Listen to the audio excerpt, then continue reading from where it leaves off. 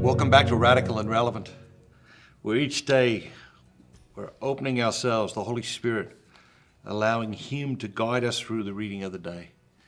And today's reading is from the Gospel of Mark, chapter 2, verses 18 through 22.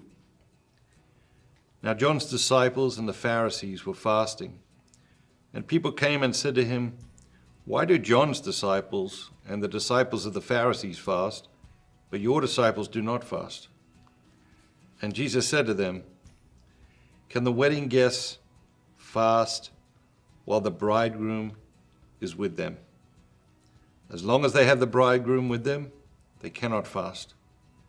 The days will come when the bridegroom is taken away from them, and then they will fast in that day. No one sews a piece of unshrunk cloth on an old garment. If he does, the patch tears away the new from the old, and a worse tear is made. And no one puts new wine into old wineskins. If he does, the wine will burst the skins, and the wine is lost, and so are the skins.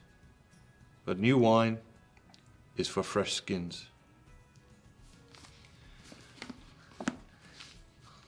Is there a word or phrase or an idea that captured your imagination today, that the Holy Spirit used to focus you in on the gospel? Again, we hear these gospels over and over again in our lives. And the concept of having a word or a phrase or an idea to focus in on is because they're unlimited. We could read the same reading 100 times today, looking for a different word or a different phrase or a different idea, allowing the Spirit to guide us, and the Spirit would guide us to something different. Today's reading begins, with John's disciples and the Pharisees' disciples fasting. And of course, people questioning Jesus, "Hey, why aren't your disciples fasting?" At the core, what is this about? What is the core human behavior that we're witnessing here? And of course, the core human behavior that we're witnessing is comparisons. We see it in our own lives, right? People comparing themselves to other people comparing their experiences to other people, all the social media. That's a whole world of comparison, right? Whether we're aware of it or not, psychologically, there's something that goes on that we begin to compare ourselves and our experience of life to other people's. The problem with that, social media comparisons, is that we're comparing ourselves, our real selves, and our real lives with other people's fake self and fake life. Because the life we present on social media, that's not real. The person we present on social media, that's not real. Not even because we're trying to present something that's false or fake.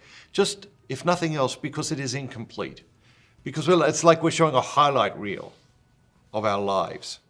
And then people are comparing their real lives, the ups and the downs, and the middle, the long middle, the mediocre days, the average days, so many of them. And then they're comparing it to somebody else's highlight reel, and then what happens? We feel less than, feel like we're not enough, feel like we're not doing the right things, we feel like we're missing out. And these are all the fruits of comparison. And comparisons are worthless in a world of individuals, and the fruits of comparison are toxic. So let's be mindful of the Spirit working in our lives. The spirit of comparison is a toxic spirit, and let's exorcise it. Let's cast it out of our lives. Have a great day, and remember, be bold, be Catholic,